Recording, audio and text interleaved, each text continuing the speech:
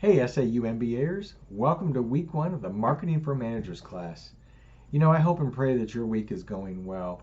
One of the hardest things frankly, that I struggle with sometimes, and perhaps you do too, is being honest with yourself and others about, how life is really going. Sometimes we're not very transparent about that. Be sure to watch this week's devotional that speaks to our need for Christ. All right, let's get looking at week number one here. So this week we're learning about identifying the major trends in marketing management, from the production or from the production era all the way up to like our current times. It's quite an interesting look at the history. It's worth reading about in chapter one there.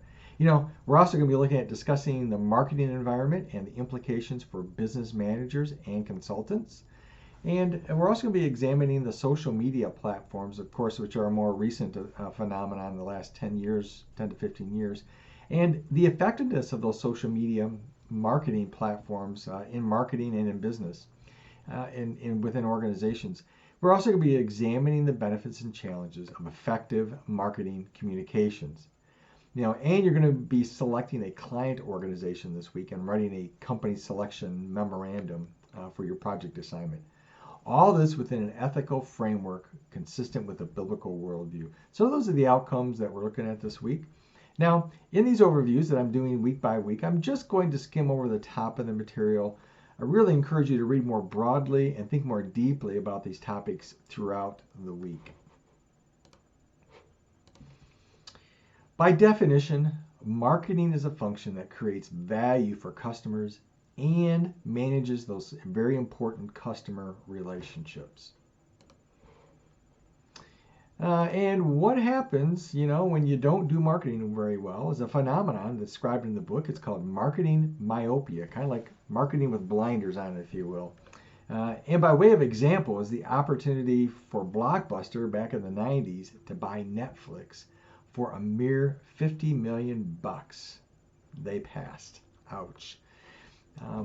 And one of the things that a company can do, like Blockbuster, they could have avoided this myopic, single-mindedness behavior. They could have avoided that by having a marketing plan. And this is a figure from your text that's shown here on the slide. And it's worth checking out because it gives an overview of the process, from like a 20,000-foot view kind of overview. Notice this monitor and feedback loops that's in the process that's always there. This helps to adjust the marketing plan as the environment changes. And like it did with Blockbuster, this is an important process to understand as you develop your own marketing plan for your client organization throughout this term that we're going to be selecting this week. Yeah, and speaking of that client organization this week, you're going to be picking that organization, and here's some guidelines I'm going to give you. Pick somebody, or rather, pick a company whose mission, whose purpose that company that you're passionate about. Maybe it's a family-owned business. That's fine. Maybe it's a not-for-profit. Maybe it's the business that you work in today. It's all good. Pick something. I encourage you to pick a small to a medium-sized company. No hard figures here, but anywhere, like from 5 people, that's a small company, all the way up to maybe 500 people or so in that range. Don't pick a company that's tens of thousands and thousands of people. You're never going to have access to the information that you need. Don't pick a national chain. Don't pick a Chick-fil-A, a McDonald's, or a Target, or a Nike, or whatever. Keep it smaller. Keep it local in your own community if you can. Make sure you have access to the decision makers in case you want to ask some questions about this. Make it personal and usable for you. Pretend that you're really going to give this presentation to a decision maker at the end of week 7 to try to help them make a change for their own organization. Make it real for you. You can pick for a for-profit or not-for-profit, something that's to your liking and is usable for you. Use this as an opportunity. Don't just check off a list and get a grade. Use this opportunity to develop and try out some skills in a fairly safe setting. Okay, as you do your analysis of an organization's marketing needs, consider using one or more of the tools that are described in chapter 2. That'd be like Porter's 5 forces, the first mover, second mover strategies, SWOT analysis, the strategy window, and then the BCG, or the Boston Commons group tool that they put together, which is really an interesting and useful tool the way it looks.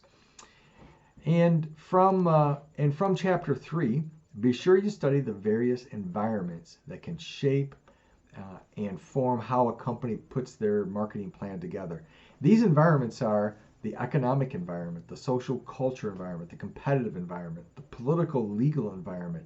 And we just came through a whole political season, last year, and will in years to come. Those things all shape a company. And the one that Blockbuster missed, the technical environment. They totally missed streaming as something that was coming up. They missed it, and they're not around anymore. All right, so that is it for right now. Be sure to complete your dialogue, threads, and project work by the due dates. And if you think you're going to miss an assignment, it's best to contact me early. Again, you can always look me up during my virtual office hours. Take a look at one of the announcements I've set out recently. You can look at that. Anyways, listen, have a wonderful week, and something I always want to remind you, as I do everybody else, remember, God is still on his throne. He's always been there, and he's always going to be. Have yourself a great week.